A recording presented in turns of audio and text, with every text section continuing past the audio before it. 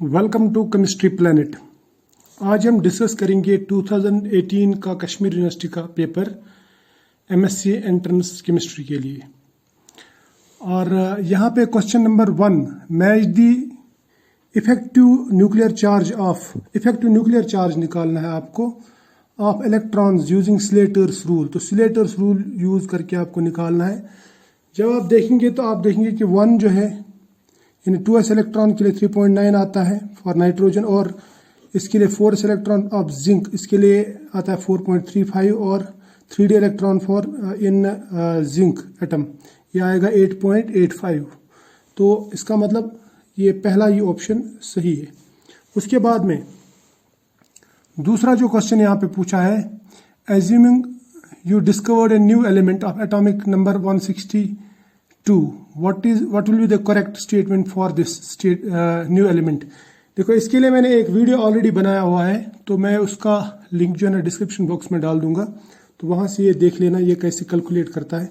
तो आपको ये जो सभी स्टेटमेंट्स है, it has valence electronic configuration of this, और it has 18 electrons in G shell, यानी जी सब शेल एफ सब शेल के बाद में जो आता है, it can be placed 2 periods below the mercury in periodic table. तो इसके लिए सभी स्टेटमेंट्स करेक्ट आएंगे आपको। उसके बाद में in terms of STYX convention of bonding in बोरेन्स B2H6 is represented by. तो ये इसके लिए जो STYX कोड है वो है 2002, और ये क्वेश्चन जो है ना कई बार रिपीट हुआ है। उसके बाद में which of the following nitrogen oxides is paramagnetic. याद रखना नाइट्रोजन ऐसे ऑक्साइड्स जिनमें ऑड नंबर ऑफ नाइट्रोजन रहते हैं वो रहते हैं पैरामैग्नेटिक। लेकिन याद रखना अगर उसमें एक नेगेटिव चार्ज या एक positive charge, odd positive odd negative होगा, तब वो पैरामैग्नेटिक नहीं रहेगा, तब वो डायमैग्नेटिक हो जाएगा। इतना भी याद रख लेना, शाबाश। अब उसके बाद में which of the following oxy acid of sulphur has 2 sulphur centres link to oxygen. तो ये इसके लिए है, देखो H2S2O7 के लिए इसमें ऐसा सल्फर, यहाँ पे भी सल्फर, ये मान लो 2 H2SO4 जो ना उनका ये कंडेंसेशन हुआ है, तो इस तरह आपको मिलेगा ये OH ये OH। 2 सल्फ्यूरिक एसिड का अगर हम कंडेंसेशन करेंगे तो ये पायरो टाइप कंपाउंड आपको मिल जाएगा, ये है वो H2S2O7। उसके बाद में which is incorrect for borazine. Borazine has similar physical and chemical properties as benzene. ये वाला गलत है, ये भी कई बार रिपीट हुआ है। बोराजीन जो है ना ये आइसो इलेक्ट्रॉनिक है, isoelectronic to benzene, but isostructural भी है, लेकिन इसमें जो फिजिकल एंड केमिकल प्रॉपर्टीज है वो बिल्कुल ही डिफरेंट है बेंजीन से। उसके बाद में identify the incorrect statement for refractive material in like magnesium oxide. देखो जो मेटल ऑक्साइड्स रहते हैं ना वो रहते हैं जनरली ये बैड कंडक्टर्स ऑफ इलेक्ट्रिसिटी।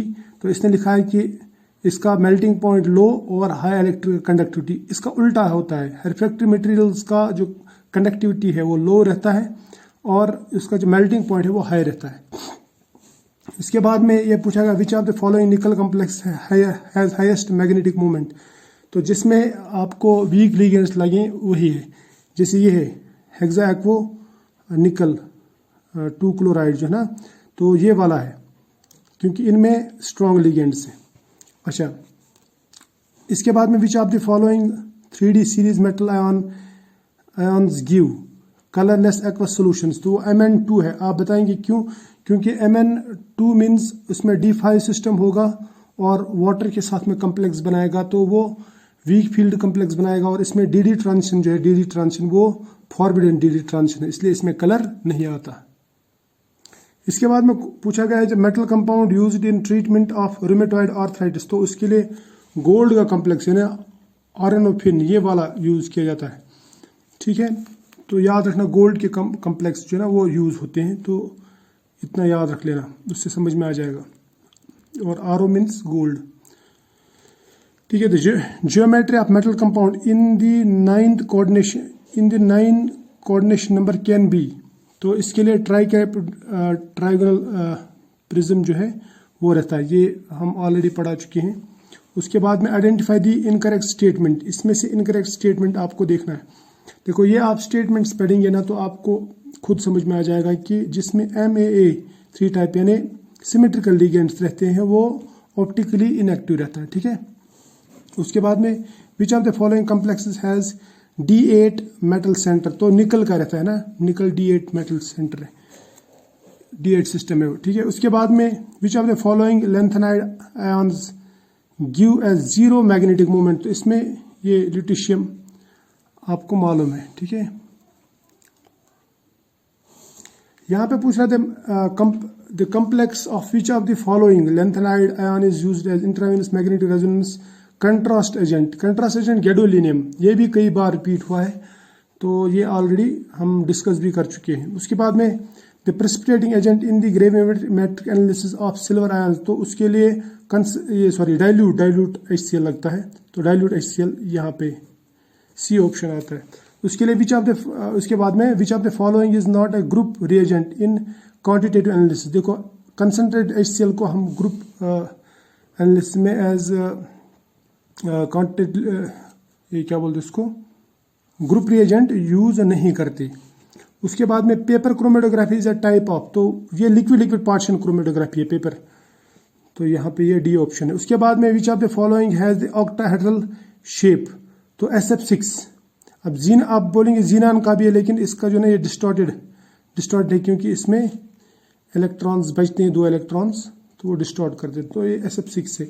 अच्छा, विच of the following which of these compounds has the bond angle less than 90, तो इसके लिए IF7, क्योंकि IF7 में आपको 90 भी मिलेगा और उसमें जो बाकी बॉन्ड्स हैं वो 72 डिग्री के रहते हैं, ठीक है।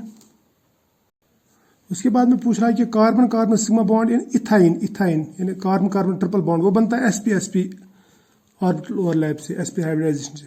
उसके बाद में addition of HBr to this leads to the formation of, देखो जब आप HBr ऐड करते हैं ना वो एज पर मार्कोनिकोव ऐड होता है, और यहाँ पे देखो अगर यहाँ पे पॉजिटिव चार्ज आता है ना, इसका मतलब अगर H यहाँ पे ऐड हुआ, H यहाँ पे पॉजिटिव चार्ज आया तो वो स्टेबलाइज होगा due to this phenyl group, ठीक है।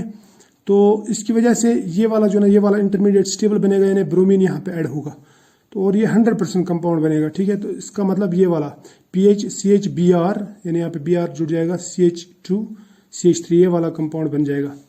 उसके बाद में major product is B and minor product is क्या बोल रहा हूँ, major product is B and minor product is A।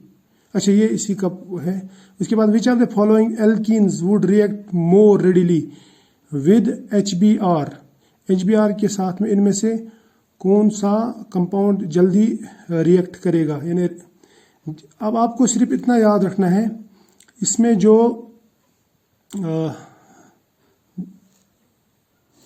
Stable carbocation बनेगा वो इसमें ज़्यादा बनेगा, क्योंकि ये इस तरह का कंपाउंड है actually, CH2 double bond C यहाँ पे CH3 और O नेगेटिव OCH3 यहाँ पे लोन पेयर है ना। अगर इसके ऊपर H हम ऐड कर देते हैं यहाँ पे, तो यहाँ पे पॉजिटिव चार्ज आएगा, वो पॉजिटिव चार्ज यहाँ से भी स्टेबलाइज हो जाएगा और रेजोनेंस भी, तो इसका मतलब ये वाला जो है ना ये जल्दी रिएक्ट करेगा HBr के साथ में। उसके बाद में ये पूछा गया which of the carbanions is most stable, तो इसमें से ये वाला है, क्योंकि यहाँ पे CH2 जो है CH2 ये C डबल बॉन्ड O के साथ में अटैच है, यहाँ का जो नेगेटिव चार्ज है वो रेजोनेंस स्टेबलाइज होगा इसके साथ में, ठीक है। तो ये इनोलेट टाइप एनायन बनता है, तो ये ज़्यादा स्टेबल रहता है, ठीक है। उसके बाद में which of the following alkyl halides has the best और the best substrates for E2 elimination giving alkenes as major product, तो यहाँ पे primary alkyl halide, secondary tertiary वाले जो है ना वो E1 और E2 दोनों के लिए बेस्ट सबस्ट्रेट्स हैं, ठीक है। उसके बाद में यानी ऑर्डर जो है टर्शरी सेकेंडरी, उसके बाद में प्राइमरी, ये वाला याद रखना, E1 और E2 दोनों के लिए। SN1 SN2 के लिए ऐसा नहीं है, E1 E2 के लिए ऐसा है। Which of the following halo acids adds to alkene in presence of peroxide to give anti Markovnikov, तो इसके लिए याद रखना सिर्फ HBr रहता है जो पेरोक्साइड की प्रेजेंस में एंटी मार्कोनिकोव देता है, बाकी HF HCl और HN नहीं देते।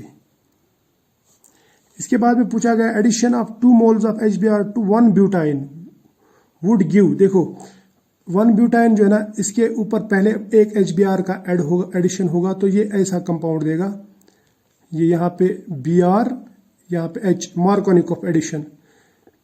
फिर जब दूसरा होगा वो भी ऐसे मार्कोनिकोव करेगा तो आपको यहाँ पे H, यहाँ पे दूसरा Br मिल जाएगा। तो इसका मतलब यहाँ पे ये 2,2 डाइब्रोमो ब्यूटेन ये वाला मिल जाएगा, है ना, शाबाश। इसके बाद में Diels-Alder reaction is facilitated bye, तो ये याद रखना, डाइन जो है वो इलेक्ट्रॉन रिच होना चाहिए क्योंकि वो डोनर है, और जो डाइनोफाइल है वो एक्सेप्टर है, तो ये इलेक्ट्रॉन डेफिशिएंट होना चाहिए।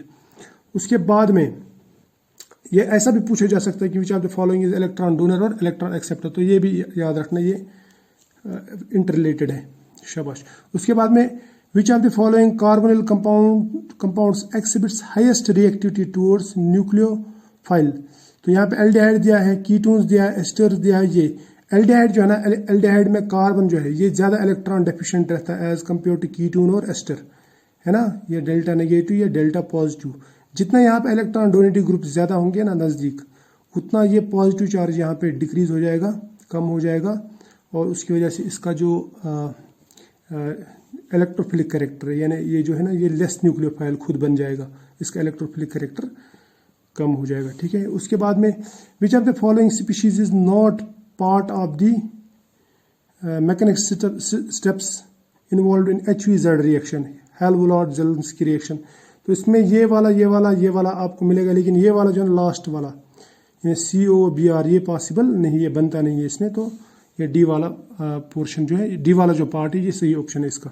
उसके बाद में question number 31, which of the following nitrogen bearing compounds is least basic, तो इसके लिए सिंपली एस्टोनाइट्राइल, क्योंकि CH3 ये C++N, तो इसका मतलब यहाँ पे लोन पेयर जो है, ये लोन पेयर sp नाइट्रोजन के ऊपर है, तो इसका एस कैरेक्टर ज़्यादा है, इलेक्ट्रोनेगेटिविटी ज़्यादा है, और ये इजीली अवेलेबल नहीं होगा। जबकि यहाँ पे ये जो है ना, ये sp2 है, बाकी sp3, तो जितना एस कैरेक्टर ज़्यादा होगा उतना इलेक्ट्रॉन डोनेटिंग कैरेक्टर या बेसिक कैरेक्टर उतना कम हो जाता है, शाबाश। उसके बाद में which is the weakest acid among the following, इनमें से कौन सा वीकेस्ट एसिड है। देखो ये इलेक्ट्रॉन विड्राइंग ग्रुप है तो एसिडिक कैरेक्टर बढ़ जाएगा, ये भी इलेक्ट्रॉन विड्राएंगे, ये भी इलेक्ट्रॉन विड्राएंगे, लेकिन ये वाला जो है ये इलेक्ट्रॉन डोनेटिंग, ये भी इलेक्ट्रॉन डोनेटिंग है लेकिन उतना नहीं है जितना OH है। OH जो है ना, ये इलेक्ट्रॉन डोनेटिंग है तो इसका एसिडिक कैरेक्टर कम कर देगा। तो फिलहाल आज इतना ही, पार्ट 1 है, तो पार्ट 2 में जल्दी इसमें अपलोड करूँगा। तो फिलहाल आज यहीं तक देखो।